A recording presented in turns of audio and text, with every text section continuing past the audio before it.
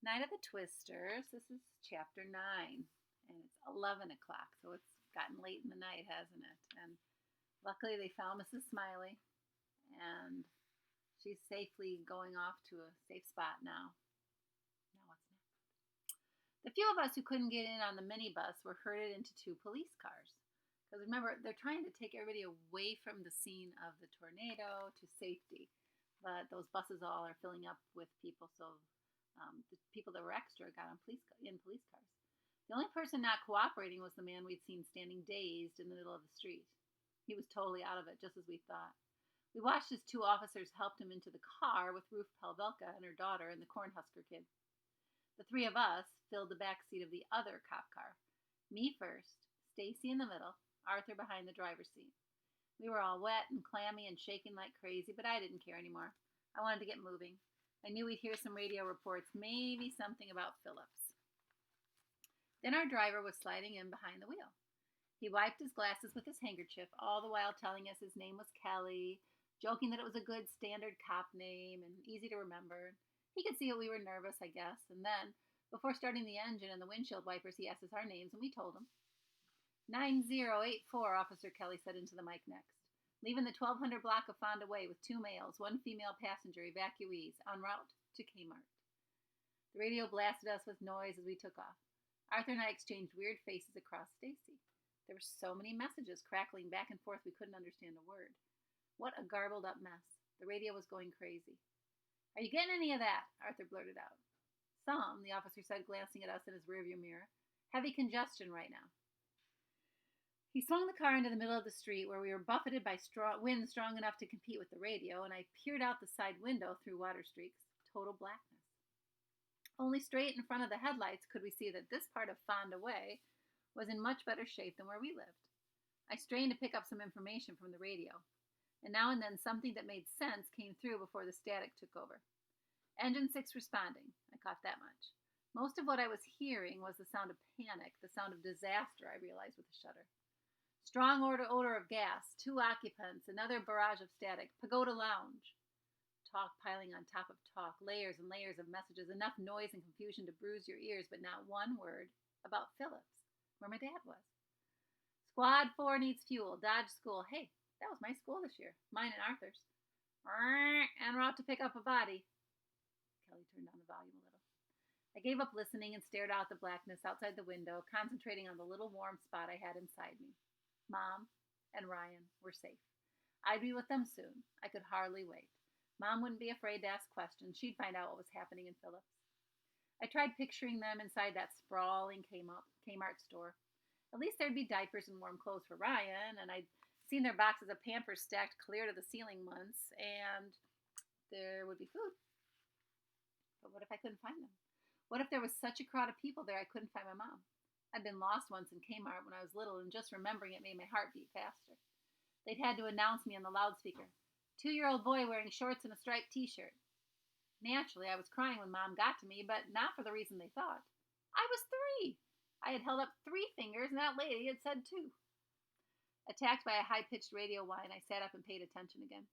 I didn't know exactly where we were, but the streets we were on now hadn't been disturbed at all except for some flooding. We had to slow down going in through the water, which splashed high alongside the car. I can't tell you how good it felt to see those rows of neat little houses on our headlights, facing each other across the street the way houses are supposed to. No debris, no upended trees, everything nice and orderly. Then it struck me. There weren't any lights anywhere except ours. We might as well have been out in the middle of the prairie. I swallowed into a dry throat. That meant there wouldn't be any lights at the Kmart either. So think about that, sometimes it seems cool. Oh, wow, we'd be at Walmart and we could maybe get treats off the shelf. No, it was pitch black, no power. Where are your parents? The policeman shouted back, startling me. Stacy leaned forward and explained. When she finished, well, that's when I tried to ask about the tornado sighted near Phillips, but I guess he couldn't hear my voice over everything else. Keep your fingers crossed, he said over his shoulder a minute later. We'll try for the Kmart, but we might not get through. How come? Arthur asked. Officer Kelly removed his hat, shook off the drops, stuck it back on, and for a minute I thought he hadn't heard Arthur either. South Locust is gone, he said finally. Wiped out. Stacy's hands flew to cover her mouth. Arthur shot forward on the back seat. Taco John's? He squeaked. Taco John's and everything else, he said, both sides of the street. I couldn't believe it. All those stores and restaurants, Dreisbach's, Ramada Inn, the supermarket. South Locust was the main drag at our end of Grand Island, a big, broad street with buildings strong as fortresses. He went on. The place looks like a bombing range. Somehow Kmart escaped the worst of it. Like Smiley's, huh, Dan? Arthur said. So Kmart's now the evacuation center. Hold it, Officer Kelly said, suddenly bending to the radio. We all shut up. Then we heard, struck a second time. What? What struck a second time? What were they saying? Squad 4 out of the gas north of the interchange. Say it again. What was struck? All rescue units. 1401 to Fire Captain. Hastings, Civil Defense. I was straining to sift out the words, and then children trapped and Meaves Bowl came through clear as anything. Someone was repeating it over and over. They were calling all rescue units to Meaves Bowl. Meaves? Aunt Goldie? That's where... Suddenly our driver jammed on the brakes, flipped a Yui, and then threw Arthur and Stacy hard against me. He had us go to the other way before we knew what was happening, and I figured we were heading back to the bowling alley until I saw the terror on Officer Kelly's face. Get down! He shouted. Now! Our headlights and those of the car coming at us were swallowed by the blackness. Stay down, he ordered as our siren revved to a full blast. Wah, wah, wah, wah, wah. Kelly swung the car around, blocking the one coming toward us. By then we were down between the seats on top of each other. I heard the other car's brakes as it spun around, and then the noise from behind us, the same terrifying roar, rising and falling in our ears above the siren. Oh, God, please, God. The patrol car jerked forward. It stopped, but began to bounce up and down, side to side, leaping forward and bouncing at the same time. Stacy's fingers dug into my shoulders. My head banged against the door with every lurch. I bit my tongue so hard I could taste blood. I've got it floorboarded, Kelly shouted, but we're not moving. What I heard next was this frantic voice in the radio. No badge numbers or 10-4s or anything, just this voice laced with panic. Kelly, get the heck out of there! I'm trying, he cried. So what do you think's happening? Another tornado coming right at them? Sure enough, the explosion came next. The windshield popped and threw glass all over us. At the same time, miraculously, the patrol car lurched forward, and I felt us accelerating, rocking from side to side to side, and speeding away from the tornado sound, and I wanted to cry. I was so relieved. My eyes were shut tight, but tears were coming out just the same. Oh, my God, Kelly's voice rang out, wobbly with fear. Somebody up there's crazy about us. That was too close. Stacy's elbows dug into my back as she straightened to sit up, and I opened my eyes and shook off the glass. Are you kids okay?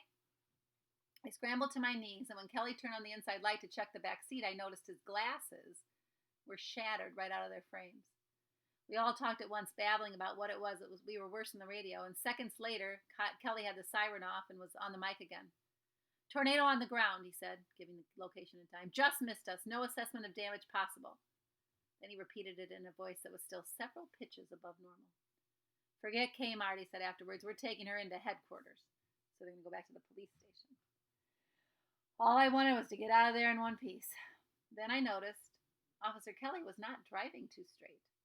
He had let up on the gas, and pretty soon he was hunched forward over the wheel, pulling his hat low over his face. Dan, he called. Yeah? Come up here. I didn't ask questions. I brushed glass off the back of the seat and climbed over. Have you ever steered before?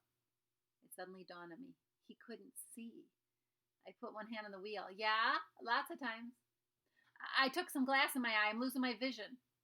He moved over against the door so I could feel the steering with both hands, and I couldn't see a whole lot either with the rain driving right in on us. Do you know how to get to headquarters? My stomach flopped. I didn't. I was terrible on the downtown streets. I know, Stacy spoke up. Me too, said Arthur. We're going right by, taking Dad to the armory. Officer Kelly was blinking now and grimacing, and I figured he must be hurting a lot because he slowed way down. Because his glasses, plus the windshield, everything broke. And some of the glass is in his eye. You want me to drive? I said, braver than I felt. I was keeping her steady right down the middle, but then nobody was out in the streets anyway. Grandpa lets me drive the tractor all the time. He let up on the accelerator and kind of helped me ease into the curb, pulling the gear shift on park. Go to it, Dan, he said. I cannot see a thing. 9084, 9084, he said into the mic. Reporting injury affecting my eyesight, returning to headquarters assisted by a minor male passenger. Minor male passenger? That's me, Dan Hatch. I was having chills on top of chills. He repeated his message, and then we switched places. He was really in trouble, I could tell, but he was still thinking safety. He got the flashers going and put the sirens on again. We'll be approaching from the north now, he shouted, so turn left here, hit Pine, then hit south. Okay, I answered. I moved the gear shift into drive and eased my foot off the brake. My hands were shaking like anything, but we started up as smooth as syrup. Keep her under the speed limit, pal, was the only instruction he gave me. I wished with all my heart that Dad could have seen me driving that old police car down Pine Street to the station house. Next to wanting to see him, I wanted him to see me. Mom would have keeled over. Not Dad. He and I, we were born on wheels, he once told me. Even with the rain and bits of glass spitting into my face, driving came as natural to me that night as breathing. The only embarrassing part was hitting the curb too hard when we parked in front of the orange brick Public Safety Center. So thank goodness Dan did know how to drive a little bit from driving the tractor out at Grandpa's farm. He had to get them safely back